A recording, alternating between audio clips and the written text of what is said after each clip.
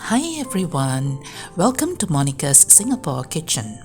Today I'll be cooking Penang Lobak, a comforting recipe to recreate my childhood memories.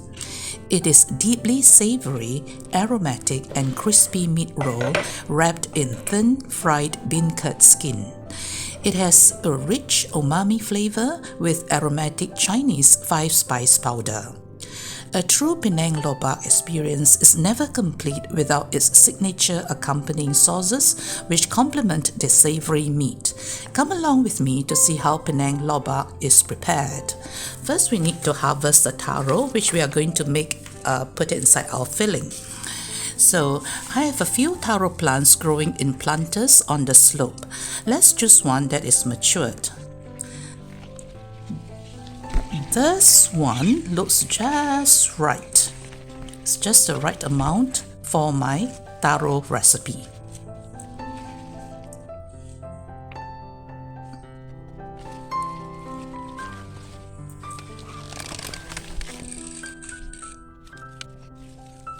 Okay, here we are.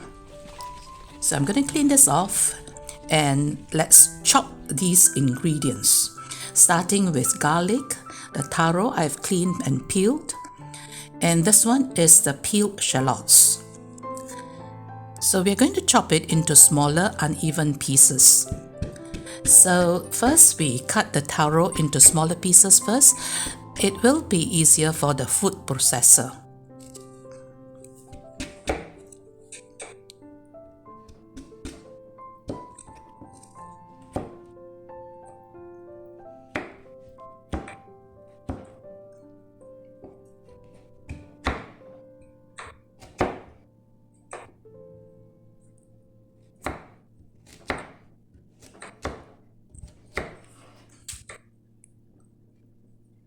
Okay, so we are going to load all these three ingredients into the food processor and then use it to chop into smaller uneven pieces.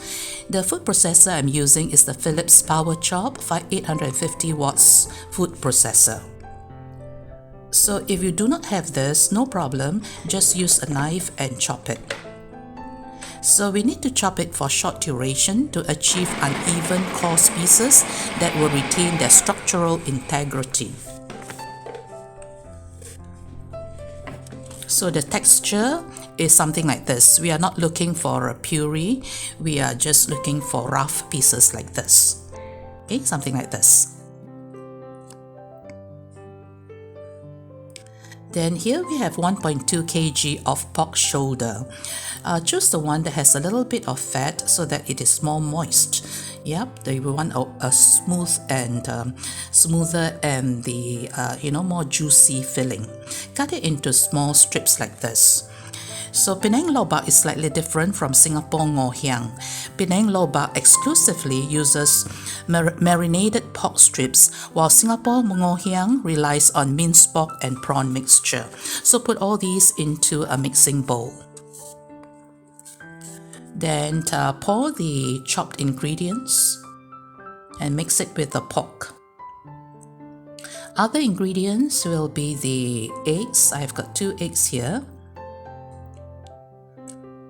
Then 4 tablespoons of 5-spice powder. This one is a must. It gives us a signature aroma. Then this one is 3 tablespoons of pepper, 4 tablespoons of light soya sauce, 4 tablespoons of cornflour to bind it together. Then we have got 2 tablespoons of sugar, salt, and Shaoxing wine. If you do not take liquor or alcohol, you can omit this, no problem. So then we just need to mix it well. So after mixing, we need to marinate it for at least 2 hours. If you have time, you can marinate it overnight, covered in a refrigerator. It will give you very good results.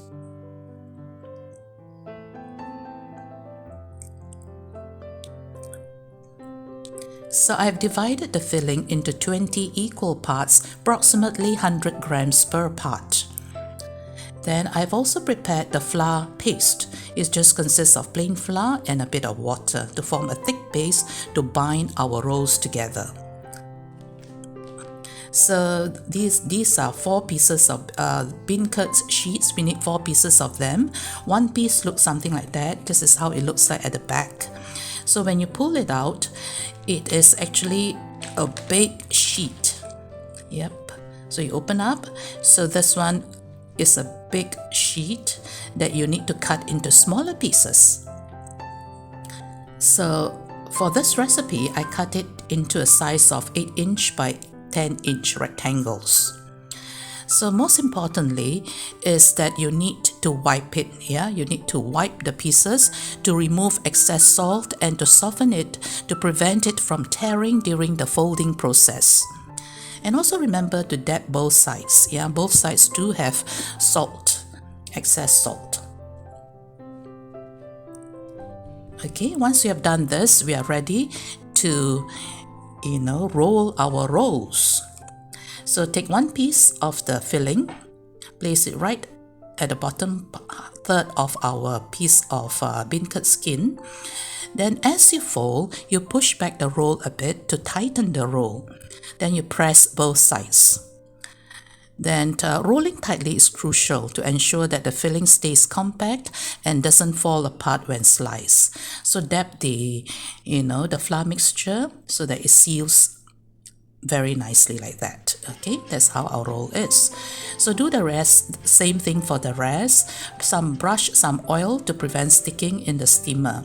So I'm using 2 steamers to put in my rolls. I'm going to steam all the rolls. So leave a bit of gap in between so that the steam can pass through. So once the water comes to a boil, put the 2 stacks of steamer on it, over it. Then cover it and steam for 15 minutes. So 15 minutes later, our rolls are cooked already. So we are going to cool it so that it comes down to room temperature. So remember, it has to be cool at room temperature before you store it. Here I have the sandwich bag, which I've cut it into 2 pieces for each bag. Then I will just wrap individually, and this rolls will be put in the freezer to be cooked in another time. I'm going to cook about 9 rolls today for lunch, and the other 11 rolls I'll just keep it in the freezer. This is how you keep it in the freezer. So it can last for about 4 days in the fridge or up to about 3 months in the freezer. So off it goes to the freezer. So as for today's lunch, I'll be cooking 9 rolls. So cook them in batches. So put enough oil in the wok. Then I'm cooking 3 rolls at one time. So about 5 minutes over medium heat will do. So we want the skin to be a bit crispy and golden brown. So turn it from time to time.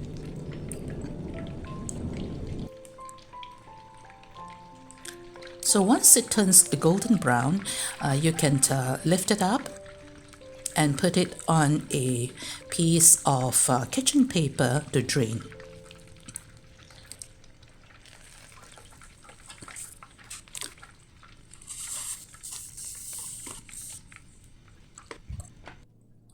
Lobak is best eaten while still warm, as eating it warm maximizes both texture and flavor. So lobak is best enjoyed with 2 traditional accompaniments. One of them is sweet gravy called the law. So just put a little bit of water in the pan and then put in the rock sugar, there's 5 spice powder, 2 teaspoons of dark soya sauce. If you don't want it to be so dark, you can put 1 teaspoon or not at all. It's up to you. So to thicken it, I put cornstarch slurry. Just put a little bit at a time and then stir and check the consistency that you want. So I want it to be thick enough to coat a spoon, something like that. It can cling on to the spoon. So once it comes to a boil, then we can add in our beaten egg. So I've got 2 beaten eggs over here. You can just put the egg whites like some people do, but I just pour the whole thing as I find that it is more it is very delicious. So now it's cooked, then we put it aside and we can serve our lobak. So cut it into bite sizes.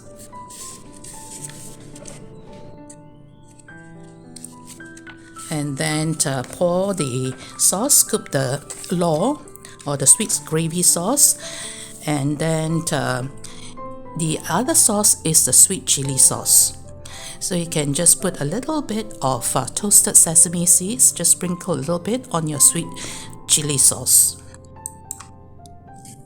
Here we are, our Penang Lobak is ready.